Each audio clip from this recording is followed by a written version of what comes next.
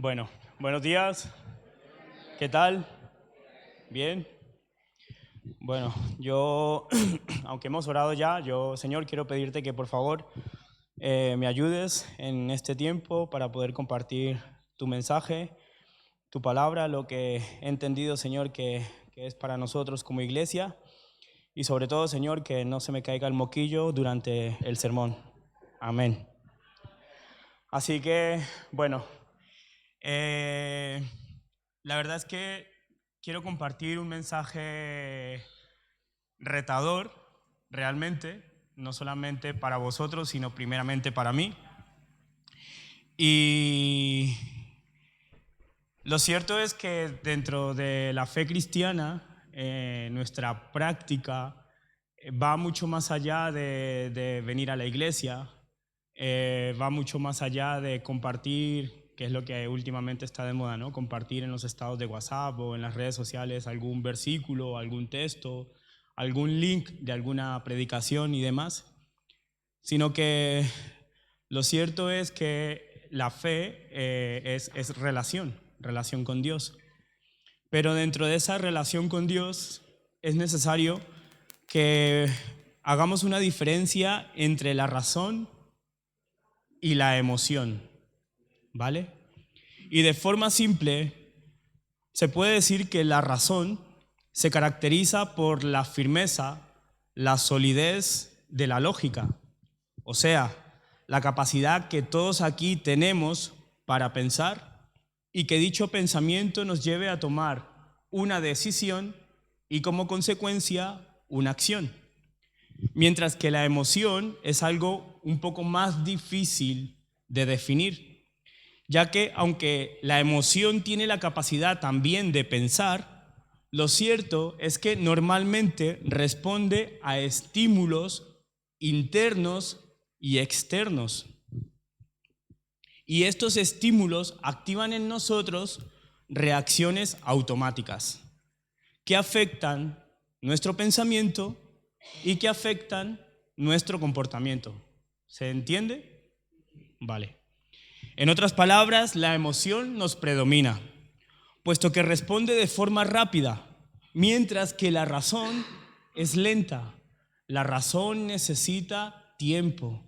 La razón necesita pensar, necesita procesar y de esta manera triunfar sobre nuestra conducta.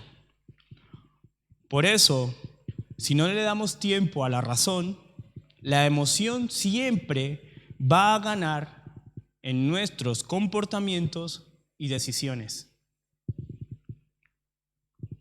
Pero cabe señalar que como seres humanos tenemos la capacidad de gestionar emociones y conseguir bienestar utilizando la razón. Hoy en día a eso se le llama en psicología inteligencia emocional. Y no pretendo decir o señalar que la emoción sea mala, para nada, pero debemos desarrollar control sobre la emoción para que ésta no nos juegue malas pasadas, ya que estas malas pasadas no solo nos afectan como personas individuales, particulares, sino que también nos afecta en nuestras relaciones para con los demás. Pero sobre todo, una emoción mal gestionada afecta nuestra relación con Dios. Por lo tanto, teniendo en cuenta esto, podríamos considerar de forma más clara por qué Jesús en su momento dijo que además del corazón y el alma había que incluir a la mente. La mente como parte de esa fórmula en la que debemos amar a Dios. Jesús dijo: amarás al Señor tu Dios con todo tu corazón y con toda tu alma y con toda tu mente. Algunas traducciones lo ponen como pensamientos e inteligencia. Y sigue diciendo el texto: este es el primero y grande mandamiento, y el segundo es semejante: amarás a tu prójimo como a ti mismo. Pero dice que de estos dos mandamientos depende la ley y los profetas. Como vemos, toda enseñanza de Dios se basa en estos dos mandamientos: amar a Dios y amar al prójimo, y que tienen como fundamento el amor a Dios y el amor al prójimo. El primero es reflejo del segundo. ¿Sabéis por qué? Porque si alguno dice que ama a Dios, pero aborrece, odia, detesta, desprecia o condena a su hermano, es mentiroso. Porque el que no ama a su hermano, a quien ve, ¿cómo puede amar a Dios a quien no ve? Y esto está en 1 de Juan, capítulo 4, versículo 20. Como he dicho antes, el primero es reflejo del segundo.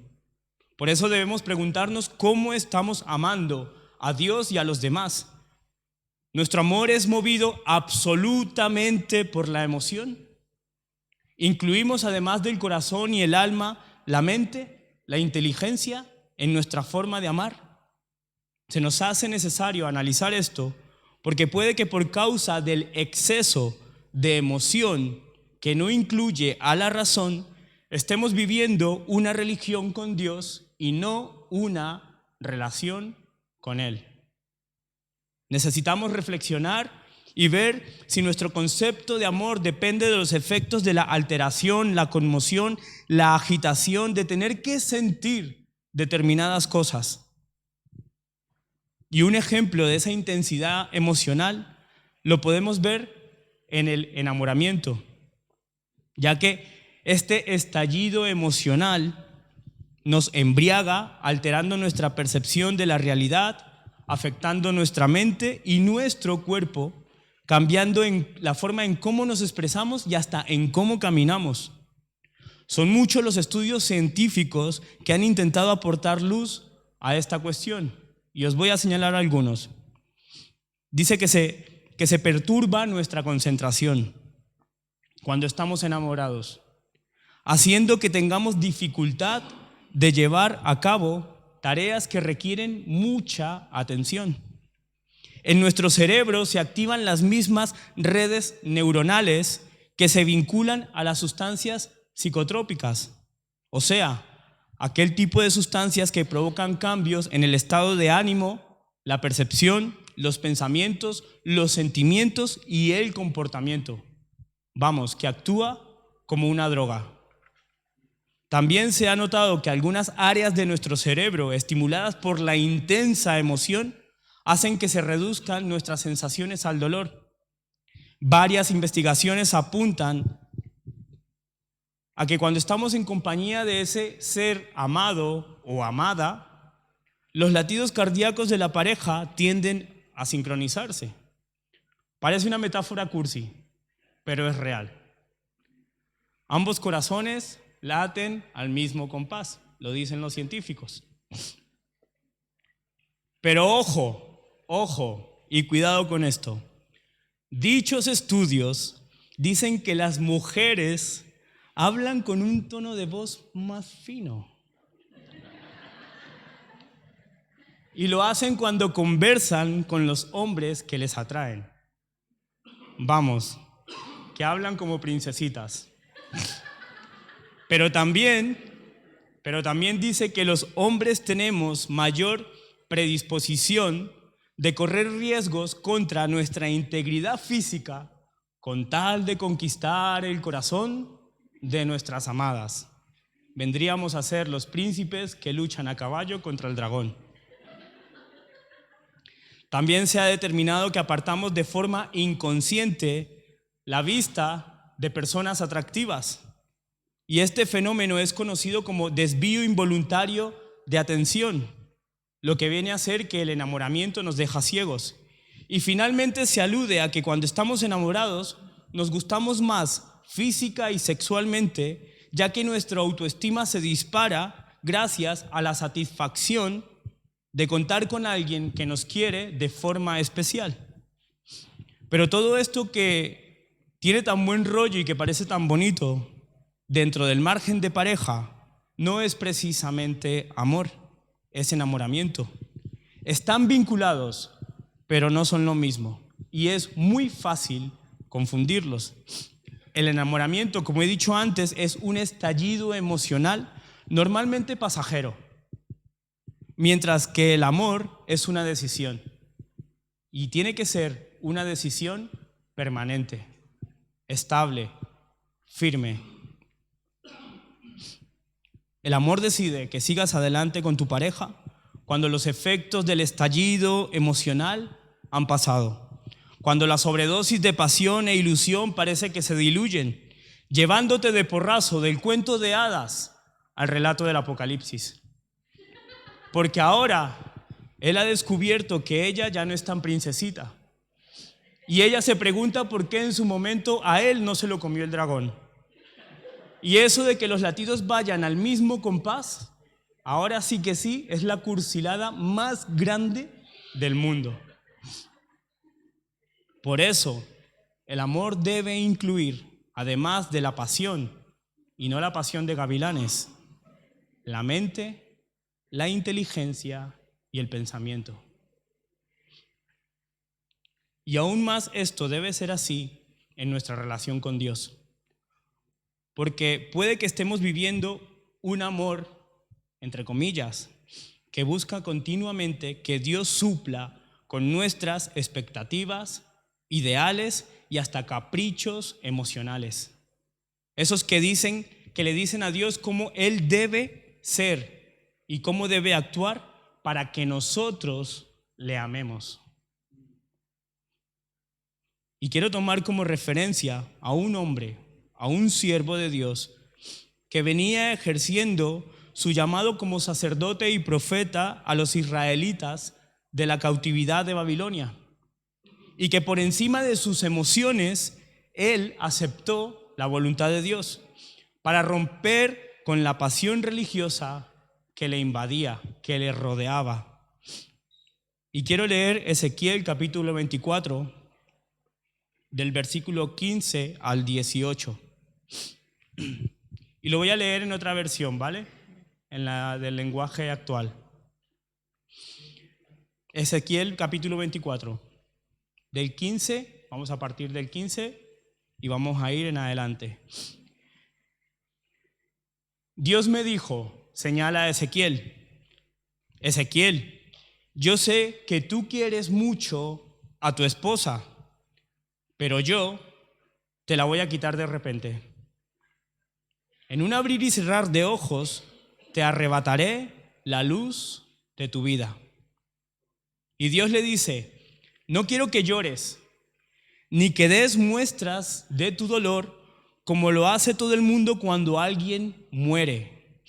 Vas a tener que sufrir en silencio. Y por la mañana, dice Ezequiel, hablé con la gente y por la tarde mi esposa murió. Al día siguiente me comporté como Dios me ordenó que lo hiciera. Ezequiel privó su emoción. Esto que Dios acaba de hacer en Ezequiel iba a ser parte de un mensaje del cielo para los israelitas que estaban en Babilonia como prisioneros de guerra, pero también para los israelitas que habían quedado en Jerusalén como sirvientes del imperio, como lacayos del imperio. Pero como vemos, Dios, conociendo los sentimientos de su siervo, le dijo, yo sé que tú amas mucho a tu esposa. Soy consciente de la emoción, del amor que produce en ti. Sé que ella es para ti la luz de tu vida, tu tesoro más querido, tu deleite, el deleite de tus ojos, la persona a la que más quieres, tu persona favorita. Y aunque lo sé y lo conozco tus sentimientos, yo te la voy a quitar. Y ese mismo día por la tarde su mujer murió. En un abrir y cerrar de ojos, Dios le arrebató a su esposa. Pensad un poco en la situación. Pongámonos en su lugar. Ahí estás, consagrado o consagrada a Dios, sirviendo con entusiasmo, experimentando una intensa pasión por su verdad, Y de pronto, sin apenas asimilarlo, un día cualquiera Dios te quita a tu mujer, te quita a tu marido, aunque puede que Dios te quite a un hijo o te quite una hija, que te quite a tu hermano o te quite a tu hermana, a tu padre, a tu madre, algún familiar cercano o algún amigo querido. La pregunta es, ¿seguiremos amando a Dios con todo nuestro corazón, con toda nuestra alma y con toda nuestra mente? Ezequiel decidió seguir amando a Dios y cumplir con su propósito con esposa y luego sin ella. Tenemos que entender que si realmente queremos ser parte de un llamado, de una realidad superior a la nuestra, entonces hay que tener en cuenta que nuestro amor por Dios debe estar muy por encima de nuestros estallidos emocionales. Para Ezequiel lo fue, y no fue fácil. Él tuvo que controlar su estallido emocional por la pérdida de su mujer, ya que Dios le había dicho que no podía dar muestras de su dolor, que no podía lamentarse, que no podía ni siquiera derramar una sola lágrima, que debía reprimir hasta su suspirar. En otras palabras, Dios le había dicho que de cara a los demás, él debía permanecer como si también estuviera muerto. No quiero que llores, le dijo Dios, ni que des muestras de dolor como lo hace todo el mundo cuando alguien muere. Vas a tener que sufrir en silencio. Por lo tanto, los gritos de su gemido, de su lamento por la pérdida de su amada, solo los pudo escuchar él mismo. Los escuchó en lo más profundo de su interior. Y yo no sé cuántos de los presentes tendríamos esa capacidad de dominio propio, esa inteligencia emocional, que en medio de los efectos de la alteración, la conmoción, la agitación de nuestros sentimientos y de nuestras sensaciones, llegáramos a aceptar la voluntad de Dios por encima de todo. Por encima de todo. ¿Sabéis? Durante años este hombre estuvo sirviendo, cumpliendo con la labor que se le venía pidiendo, manifestando en carne propia las marcas de su llamado para romper con la religiosidad de su pueblo. Pero ahora, una de esas marcas lo dejaba viudo y tenía prohibido manifestar su dolor. Y fue precisamente el reflejo de esa fortaleza lo que hizo que entre los suyos, entre su pueblo, su comportamiento fuera llamativo. No por casualidad Ezequiel significa Dios es mi fortaleza. Y dice el versículo 19 del texto 24, del capítulo 24, que la gente reconocía su labor como profeta y le decía, con esto que tú haces, ¿tú nos quieres decir algo? ¿De qué se trata? ¿De qué se trata? Porque ¿cómo es que no haces los rituales de duelo? ¿A qué se debe tanta firmeza? ¿Nos quieres decir algo? Probablemente muchos de ellos reconocían el amor de este hombre por su esposa, a la que sabía que ella era el encanto de sus ojos, y por eso cuestionaron su comportamiento. El versículo 20 dice que Ezequiel les contestó y dice, se trata de un mensaje de Dios para vosotros. Él me ordenó a decir de su parte lo siguiente: israelitas, vosotros os sentís muy orgullosos de mi templo, pero aunque lo queréis y admiráis, yo voy a destruirlo. Y voy a dejar que maten a vuestros hijos y a vuestras hijas que quedaron en Jerusalén.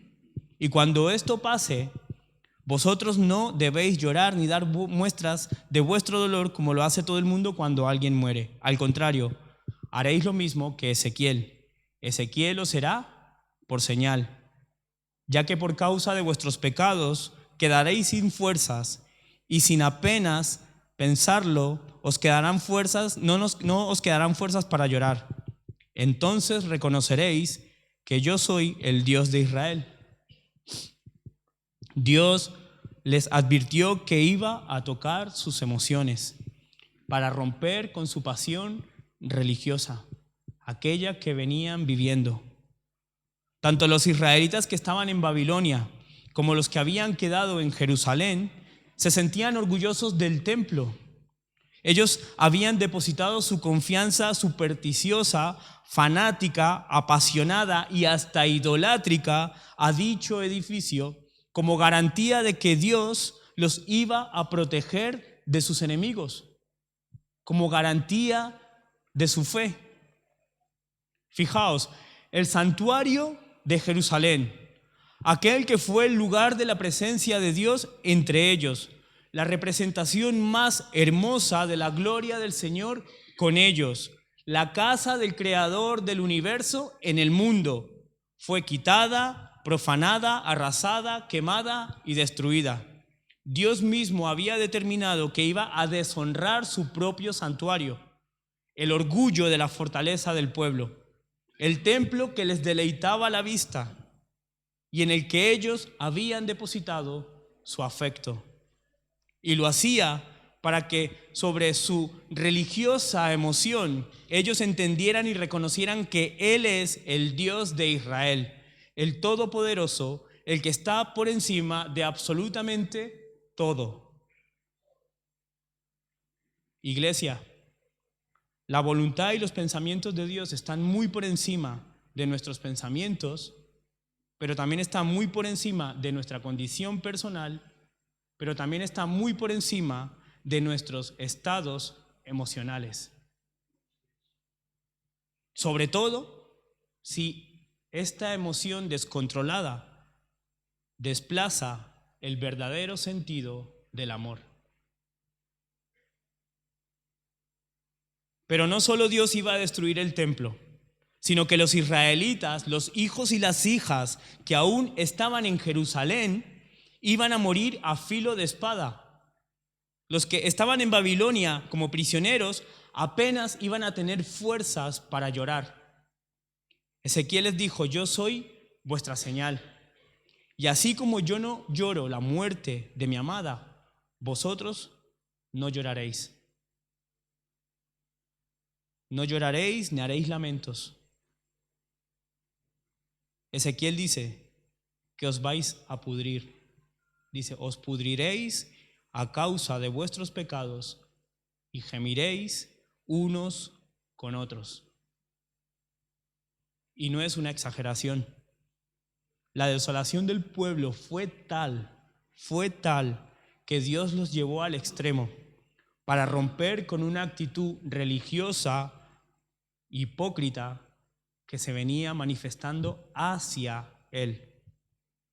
Tanto así que llegado el momento de destrucción, como Dios había dicho, los israelitas en Jerusalén, escucharme, los israelitas que habían quedado en Jerusalén, se comieron entre ellos mismos para no morir de hambre.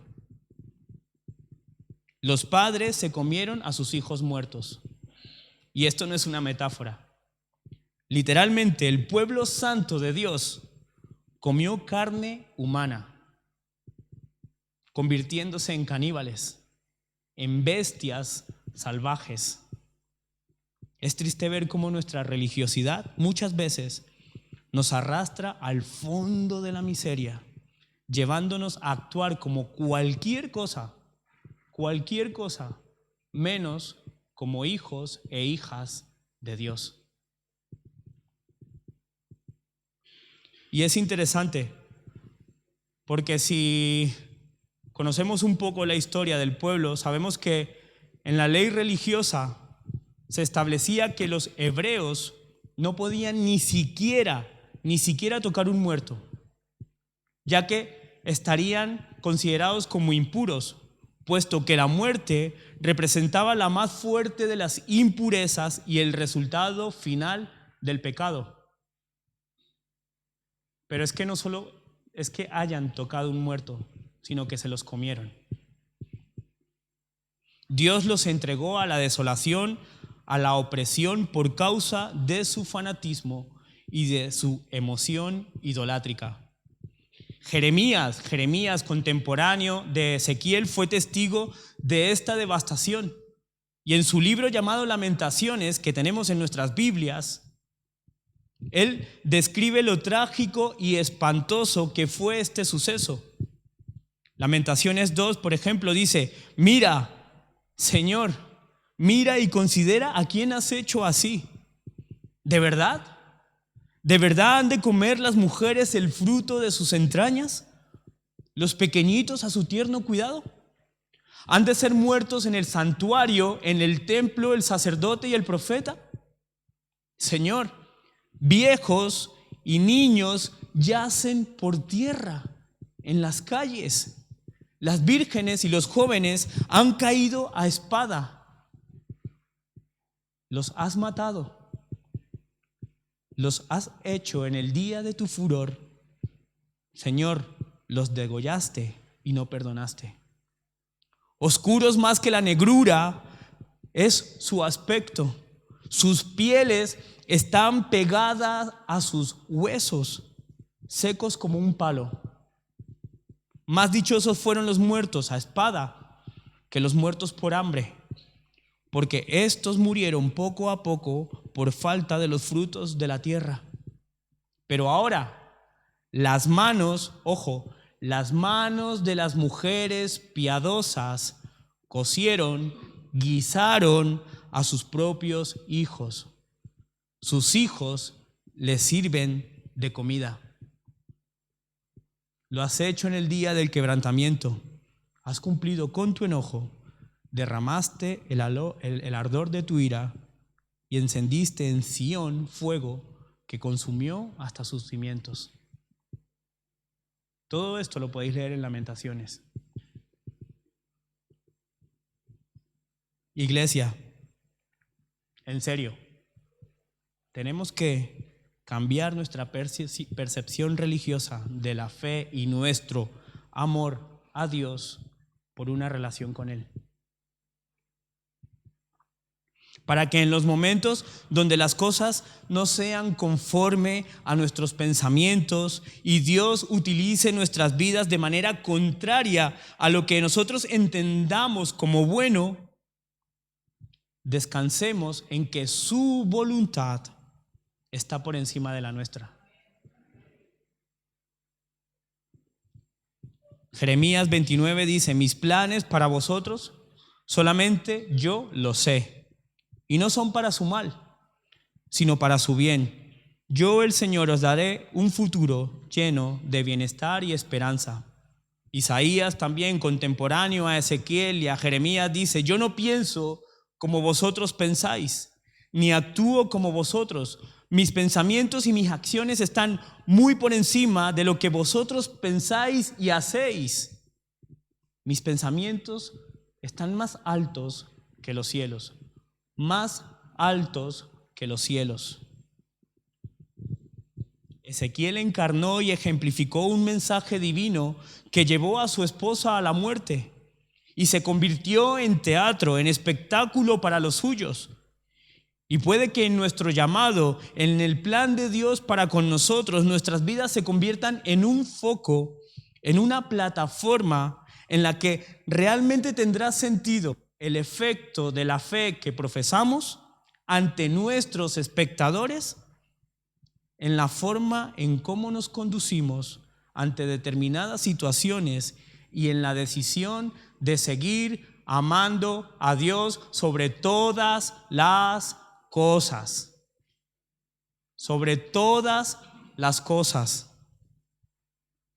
En su momento alguien dijo: a veces pienso que a nosotros Dios nos puso en exhibición como prisioneros de guerra al final de la cola del desfile del vencedor.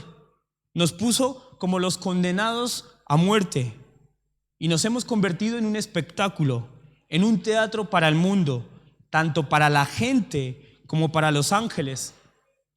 Nuestra entrega a Cristo nos hace parecer tontos, débiles, ridículos y fracasados, puesto que bendecimos a los que nos maldicen, somos pacientes con los que nos maltratan, respondemos con gentileza cuando nos dicen cosas malas y por eso somos tratados como basura del mundo, como desperdicio de todos. ¿Sabéis? Estas palabras fueron del apóstol Pablo. Y la podéis encontrar en 1 Corintios capítulo 4, del 9 al 13.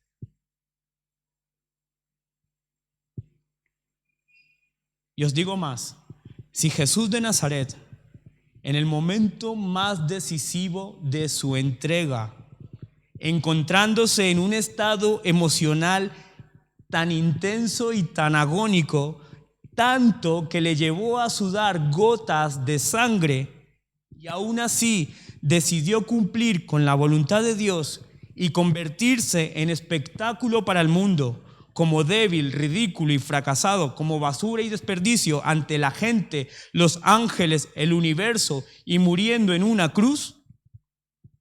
Entonces, ¿qué tan dispuestos estamos nosotros, que nos hacemos llamar cristianos, a entregarlo todo para hacer parte del propósito de Dios aquí y ahora? Aquí y ahora. Y termino con esto. La muerte del deleite de los ojos de Ezequiel, o sea, su esposa, como señal del enojo y el ardor de la ira de Dios para con Israel, apuntaba a la muerte del deleite de los ojos de Dios, su Hijo, como señal del desahogo de su ira, con mano poderosa y brazo extendido para nosotros. Dios no nos pide nada que Él no esté dispuesto a dar. Ambas muertes fueron por causa del pecado y la religiosidad, pero con Cristo gozamos los efectos del verdadero sentido del amor. El amor de un Dios inteligente y también emocional, que nos ama a pesar de nosotros. Nos ama con amor incondicional. Por eso el reto para nosotros es amar a Dios con todo el corazón, con toda el alma y con toda la mente, sin olvidarnos que esto refleja nuestro amor hacia los demás, ya que el amor a Dios y al prójimo es el fundamento de toda la enseñanza de la ley y los profetas, de toda la enseñanza de Dios, de su palabra. Amén.